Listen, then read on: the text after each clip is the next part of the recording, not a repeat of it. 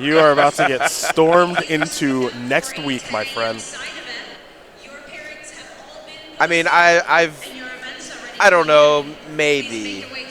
Look, stranger things have happened. Anything can Maybe. happen. Sideboards are very powerful tools in Modern. A Birds of Paradise to start here for Dan. Let's go back over to Caleb, who unsurprisingly has a blue-red land and a cantrip. It'll be a sleight of hand here. Caleb, a lot of success here on the SCG Tour. Of course, known for playing Storm. Actually won his SCG Regional with Storm. And Storm continues to be a very well-positioned deck here in Modern. Just want to say yesterday, Paul Muller tweeted out, made day 2, started off like 1-3 or something, and I was just like, nice Storm deck, bro. It's probably going to be okay in day number 2. We'll see how Paul continues to do. For now, Caleb is going to play Baral, Chief of Compliance, to kind of negate the effects there of Thalia. Though Path to Exile, a good draw there for Dan. Yep. This draw is pretty interesting. Dan's actually a little short on mana. The Thalia actually keeps him from going Path to Exile plus Knight of the Reliquary. He needs to get some pressure on the battlefield to make sure Caleb doesn't have enough time to actually set up, even through the Path to Exile on his Brawl Chief of Compliance. But that should buy him enough time to really get some work done. And that's a Noble Hierarch. And now, Thalia will come in with 2 Exalted triggers, so Caleb's going to fall down to 16. I wouldn't be surprised to see this. Oh, wow. He's going to go tonight. Okay. Wow. I don't hate it. This is actually a fine play. You're trying to put pressure on the battlefield to kill Caleb as quickly as possible. It's very unlikely that Caleb's actually able to win this turn. He needs something to remove the Thalia to get the full boost from Baral. And if he doesn't have it, it's basically just like playing without a Baral. And the deck does have a pretty tough time comboing without one of those mana-based creatures. Well, we're going to go back over to Dan, who might not have a bad time after all. He does have Restoration Angel in hand, along with Path to Exile and a land. 7-2 is Schriever. He'll play a Windswept Heath. As Gavany Township secretly looking pretty scary. Yeah, Township, those counters can add up in a big way. He can actually probably close this game out in 3 turns, potentially 2, depending on what he finds. Here comes Thalia again. With the Path to Exile at the ready as well, I think he might actually just steal this game. Thalia is very good against spell-heavy decks, and Caleb Scherer's Storm deck. I play a lot of humans, and it's usually pretty scary to play against Storm, even with one of their worst matchups, just because they can kind of kill you out of nowhere sometimes. That is kind of what they're known for. Yeah, but at the same time, if you have a Thalia breaking off their mana creature, it might be enough just with this quick clock. There's Path. I would have loved to see this on upkeep, specifically because you don't want to give your opponent a chance to remand. Yeah, and for all I know, this could be upkeep. Yeah, Caleb does have the opportunity to remand here if he'd like. And he's looking at the remand in his hand. So interesting situation here.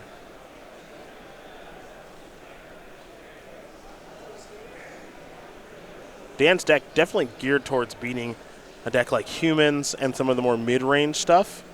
But he's found some of his more important cards in this particular game. So here's Remand on Path to Exile.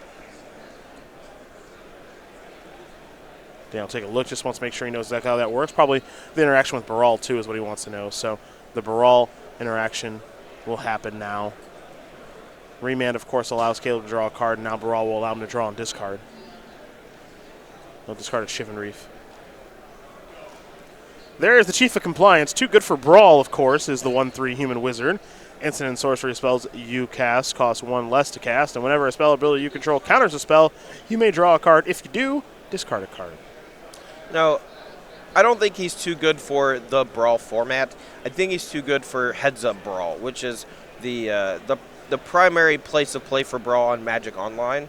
And when a lot of your data is coming from Heads Up, you don't really see, like, counter spells, for example, are really good Heads Up. Like Essence Scatter, Negate, Syncopate, Supreme Will. These cards basically make Brawl busted. Sure. But when you're playing a 3 and 4 person game, like, who cares if you Essence Scatter like their commander one time or whatever? This will be a sleight of hand. Caleb going to take a look at a Serum Visions and land. Looks like he's going to go with the Serum Visions, so the land will go to the bottom of the deck. Sleight of hand is done resolving. Your follow-up will be a Serum Visions. So Caleb will draw, and of course scry 2. Looks like he may have found his copy of Unsubstantiate there. We're all among these cards. I think you might need to keep the Brawl, not search with Path to Exile. If Dan wants to fire the Path to Exile off here. Yeah. Looks like he's going to start by sacking the fetch land. So here, actually, Dan can go EOT, fetch, Neither Reliquary fetch after floating a mana. Use Gavany Township, untap, use Path to Exile, and that might be enough to kill with Knights. It might be a little short. Yeah, so he'll activate Knight here, sacrificing a forest. Curious to see what land he wants to search up. Looks like it might be a fetch land. He'll get a Misty Rainforest. Actually, I think it's 13 damage, if I'm not mistaken. Because Knight's going to be naturally a 5/5 +1 counter from the Gavany Township. That's 6, 7, 8, 9, and then it's exactly 12. The Unsubstantiate could muck things up a little bit. So right now, to take a look at the graveyard, we're looking at a 5/5 Knight, 3 lands in the graveyard. So here's your Township activation. All the creatures get a little bit bigger, of course. Get some big dice on those creatures there. Just looking at 6, 7, 8, 9, 10. Yeah, so that's exactly 12 as it currently stands, as you mentioned. Yep. If he's able to draw a white-producing land, he can threaten lethal, force Caleb to use Unsubstantiate, and if he targets Thalia, he's able to recast the Thalia before the end of the turn. Well, you said if he drew a white-producing land, he did in Horizon Canopy, so we'll see how Dan continues to play this turn out. It looks like he's in pretty good shape. I mean, this is 12 damage. Caleb, if he has the Unsubstantiate, is forced to bounce something mid-combat. And if he bounces now the Reliquary, he still has to deal with the Thalia. And the Brawl on top of his deck is still just going to be canceling out Thalia instead of gaining him any traction.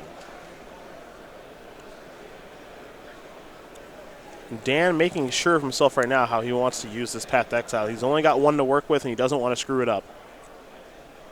Trying to figure out exactly what Caleb could do here.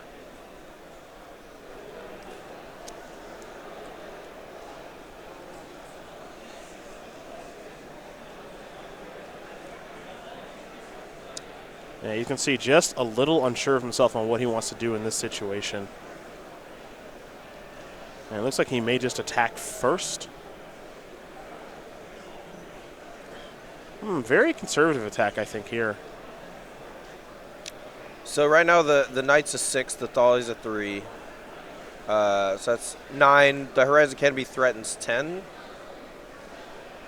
It's possible Dan's just playing a little bit safe, and he's just going to try to upkeep Path to Exile again. If it gets remanded, he can still pay for it multiple times with the Birds of Paradise and Noble Hierarchs. He also has the activation of Gavany Township at the ready as well. This actually might threaten lethal just with these two. I think I might have missed it. So right now, Knight's a 6. Thalia's a 3. That's 9. Township makes it 11. Pop Canopy equals 12, and he has just enough mana to do all that. Yeah, with the mana accelerant that are on the battlefield. Okay. Yep. The problem with this is Unsubstantiate. Is Unsubstantiate, and the fact that he doesn't have access to Path to Exile now. So if he goes for it here, there's a good chance Caleb takes 1 damage, Unsubstantiates Thalia, untaps, and just wins the game. Yep. This might have been a pretty big misstep from Dan. Yep, and here is that Unsubstantiate that's going to bounce the Thalia. So you see that damage is going to be dealt, of course, via the Knight of the Reliquary, but that's not lethal. And I don't know if you've ever seen anyone tap that fast before. But yeah. Holy cow. But Caleb's just, thanking the high heavens that he gets to untap with a Brawl, didn't get hit with a Path to Exile. Now, I know that you've probably played against Caleb a time or two before, right? Just a few. Okay, I actually don't know how many times you've played against him. Okay, but normally what happens with Caleb is if he goes and reaches for his counters, You're dead. You're dead. Yeah. So I'm not going to announce anything. I'm not going to say it's over until he actually goes reaching. Until he asks the table spotter for his storm counter, which he earned from winning an invitational, and the red and blue mana counter. It's not over yet. Okay, I disagree. It's over now. Okay, now it's over now. Now it's over. Okay. Now it's over. All right. Trust me. Now it's over. So, what do you want to talk about? Because this is going to take a few minutes. Dan might just concede like mid-Manamorphose. Maybe. That normally gets it. But now Caleb, this is like his little shop. He's got his little setup here now. 3 red mana here. And now he'll play another Pyretic Ritual. That'll be spell 3 up to 5 red. Just looking for a Manamorphose here in just a moment. He actually has a copy of Repeal that he's going to play. The Repeal is going to bounce the cheapest threat on the battlefield, which will be a Noble Hierarch. That'll allow him to draw into Manamorphose, which I know he put on the top of his deck, and he did, so he'll cast that. The only question now, Todd, is does he have Gifts? Does he have another Cantrip? Does he have Past in Flames? I believe I saw him draw Past in Flames earlier in the game. Yep, there it is. So even though he doesn't have much else going on in hand, that Past in Flames gives him access to the entirety of his graveyard, which features a ton of cantrip effects and everything he's cast this turn. Ritual effects, Manamorphose, etc. Looks like he's going to start with a Serum Visions. Going to be down to 1 blue. This will be spell 7 for Caleb. Draw a card, another sleight of hand. Take a look at the top couple. There's a Manamorphose there. He's obviously going to keep that. Yeah, this is going to be all she wrote here. He also has the Remand in hand, so once he finds the first Grape Shot, he just gets to go Grape Shot, put the triggers from Storm on the stack, remand it, do it again, and that should be more than plenty. You saw him draw a card there. Here is Serum Visions now. Yeah, this is one that Dan, I think he overthought himself a little bit, as now Caleb has actually found a Gifts Ungiven, so it is the full lock here, I believe. There's Pyretic Ritual. Yeah, that was a situation where the Path Exile that he had was so good, I don't think he realized how good it was going to be. And that's kind of tough. Yeah, I mean, I like that he found a different line of attacking with lethal. The problem is he just left himself with less mana, and that was the problem. Like, if he just goes main phase Path Exile, attack with all my creatures, he still has 2 mana up, so if it gets remanded, he gets to do it again. Mm-hmm. And if he doesn't get remanded, he still has 2 mana left over to replay the Thalia should Caleb have Unsubstantiate. Now, Unsubstantiate is a newer card out of the Storm decks. It's possible he just didn't play around it because he didn't expect it. Yeah. He wanted to put Caleb in a spot where he was needing to chump block one of his larger creatures as opposed to maybe blocking something like the Noble Hierarch and it surviving. So maybe just a slight misstep from Dan, but just unfamiliarity with all the potential options at Storm's disposal. I mean, it's not like they have a ton of Unsubstantiates. They have 1. Yeah. 1 Repeal, 1 Unsubstantiate. And sometimes does Caleb have the 1 Lightning Bolt too? Not in the main deck that I see, but he has 3 in the sideboard. Okay. Some players play a Bolt main, some players say an Unsubstantiate, some players play a Repeal. Caleb has no direct damage, but he's got the Unsubstantiate and the Repeal. We've seen both this game. Now he's found the Grape Shot. Things have just gotten comically easy. So as Caleb puts through the final paces of this game, as there's a Desperate Rituals for a little more mana, he'll be up 1, and we'll have to see exactly what Dan has to bring from the sideboard, as here is Past in Flames that he'll flash back. Now he will play a Grape Shot. I think he's got a Remand in the graveyard as well, but he can just do a little more of this action. There's a Grape Shot, and that is going to do it. So Caleb Scherer is going to win game number 1 here over Dan Schriever, as Blue-Red Giftstorm is going to go up a game here over Green-White Midrange. It's one that unfortunately Dan let slip away, but we'll see if he can tie things up here for game number 2 in just a sec. Welcome back. Getting ready for game number 2 here between Caleb Scherer and Dan Schriever. We got Blue-Red Giftstorm against Green-White Midrange. Caleb able to pull game number 1 out. We'll see if he can get game number 2 or if Dan can tie it up. We will start, however, with Dan's sideboard of 2 Eldritch Evolution And a lot of one-ups. Buckle up. Holy moly. Acidic Slime, Surgical Extraction. Scavenging Ooze, Engineered Explosives. Stony Silence, Selfless Spirit. Fairgrounds Warden, Kentucky Wars Wage. Reclamation Sage, Shalai, Voice of Plenty. Eidolon of Rhetoric, Ghost Quarter, Even Mind Sensor. There are a lot of one-ofs there, Todd, but there are some good ones. Yeah, so this is kind of the approach that I always used to take in Legacy when I was playing Green-White Maverick. And a lot of these one-ofs out of the sideboard are just good to naturally draw in specific matchups. Like, if you just draw an Even Mind Sensor and cast on turn 2, that breaks off Caleb's Gifts and Givens, for example.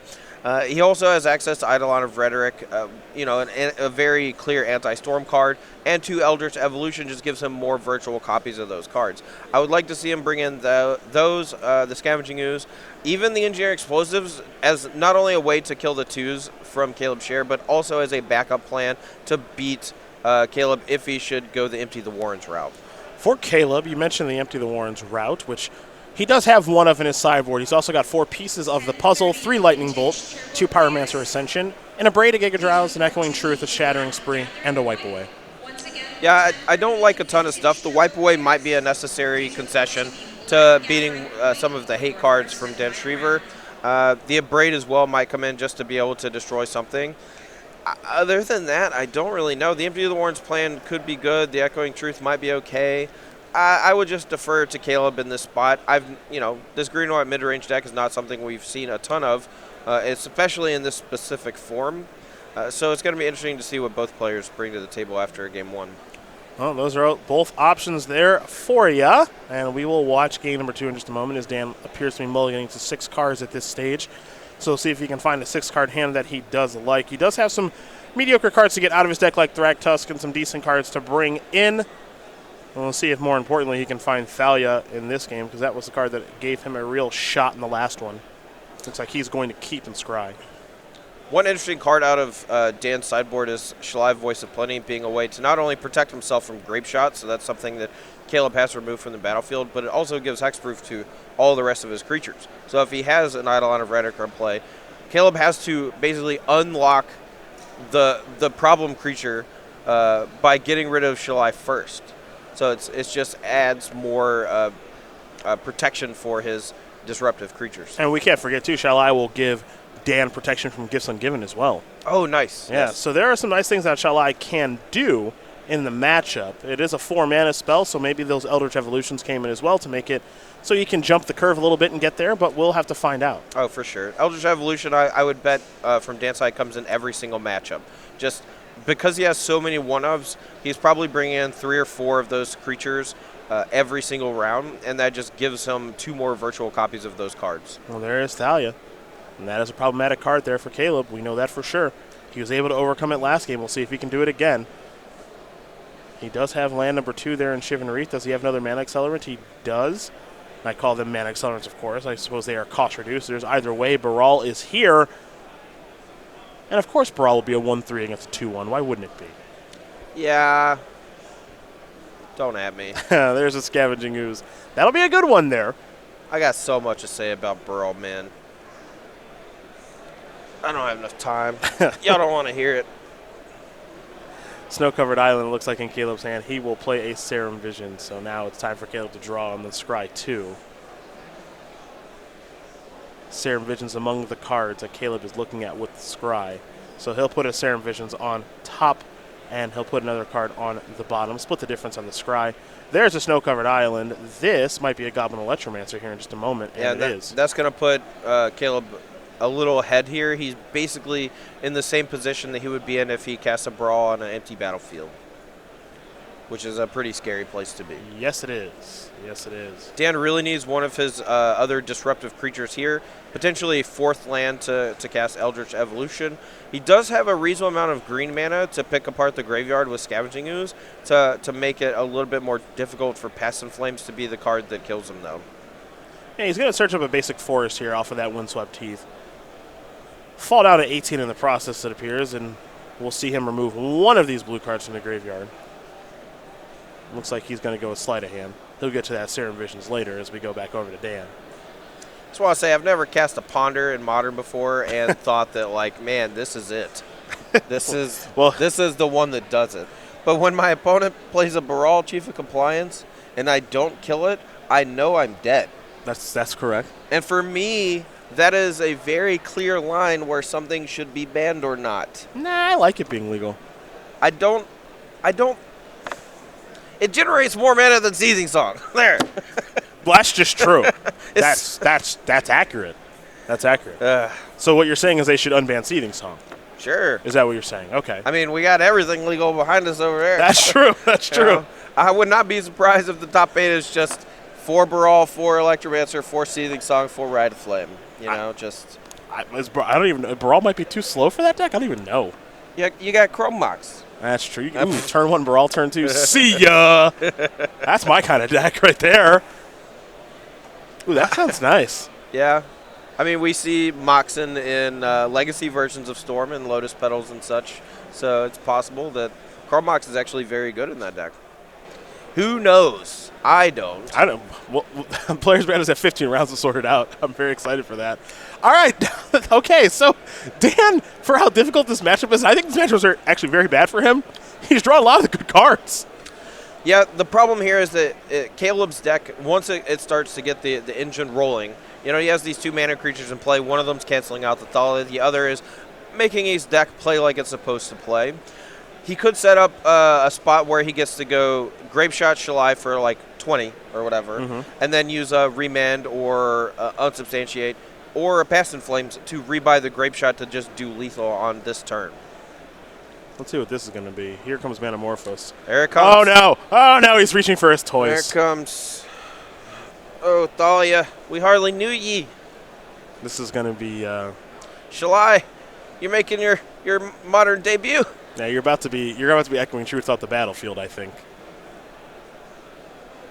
He's got Gifts Ungiven, Grapeshot, 2 more red cards. I don't know what they are, but they're probably good enough. I think he just needs like 1 ritual to really rock and roll here. There's a mountain. That's his land for the turn. Oh. It's possible he got the tokens out preemptively. If he doesn't have a ritual here, I think he is a little short. Don't quote me on that. Another Manamorphose. Okay, that counts. Yep. So he could just burn off a Grapeshot for 4 here to kill the Shalai. And then go for it pretty hard next turn, maybe. We'll see. What do we got Or here? double Grapeshot. Double Grapeshot, clear the board. Next turn, just go Gifts, kill you. Yeah. Maybe he can still Gifts this turn? I think it's possible Wow. he could Gifts this turn still. He's going to play Echoing Truth, it looks like. So he's going to use his only blue mana that's floating. He's, of course, still has access to Shivan Reef. All right, so shall I? See you later. All right, should be Storm 4. Yep. Now, 2 Grapeshots in hand and a Past in Flames. So he can Past in Flames first. Leaves him with 0 floating. But he gets to go Manamorphose, Grapeshot, Grapeshot. So this might just be enough. So yeah, Manamorphose, okay. I think if he finds Pyretic or Desperate, the game is over. No, it is actually lethal. He goes Manamorphose again. That puts him up to 7 Storm, Grapeshot for 8, Grapeshot for 9. Okay. That's 17. Yeah, he even gets to throw in a Serum Visions here, it looks like. So another Grapeshot. Yep, there's a Desperate Ritual, which he put on top very quickly, and Grapeshot underneath it. Now he'll Manamorphose. 1 and 1. Draw a card, play that Desperate Ritual. Now we're done. Now we're probably done. Are you really going to cast Gifts Ungiven here? No, I think he's going to play his Grapeshots. That's Grapeshot 1. Okay. 10 ya. And Grapeshot 2. 11 ya. Caleb Scherer going to win this match over Dan Schriever. 2 games to played, 0. Caleb. Blue-red Well Gift played. Storm going to take care of green-white mid-range. I had a feeling Dan might have a bad time, and he did. Unfortunately for him, as Caleb is going to move on to 8 and 2, working his way towards another top 8 and maybe a second invitational crown here. So Storm continues to look good, especially in the hands of Caleb and Paul. I know Paul squeaked into day 2. And Caleb Emma. And Emma, too. You're right about that. Paul squeaked into day 2. Caleb comfortably into number 2 at 9 and 2 here. Nice. Good position. Good record. Yeah. In a tournament this difficult, having a record as strong as 9 and 2 with 6 matches to go Definitely a spot where I would like to be, personally. So, interesting question. I know that you and I are big fans of humans. Should we just be playing Storm? No. No? No.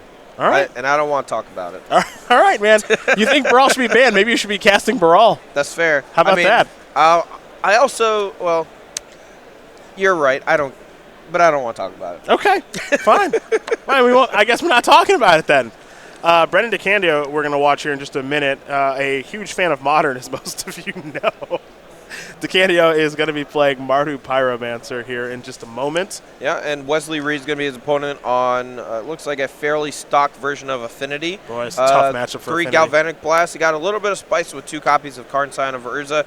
This is a way to really reward the Affinity player by, drawing too many copies of, like, Springleaf Drum or, getting an early Mox Opal draw. Yeah, I think this is a pretty tough matchup here for the Affinity player. We're looking at Blood Moons to shut off some of those creature lands. Of course, Lingering Souls is always tough for Affinity, and a boatload of removal, too. And, Kolagon's Command is good against Affinity for pretty obvious reasons. All right. So, yeah, you think it does okay? It's fine.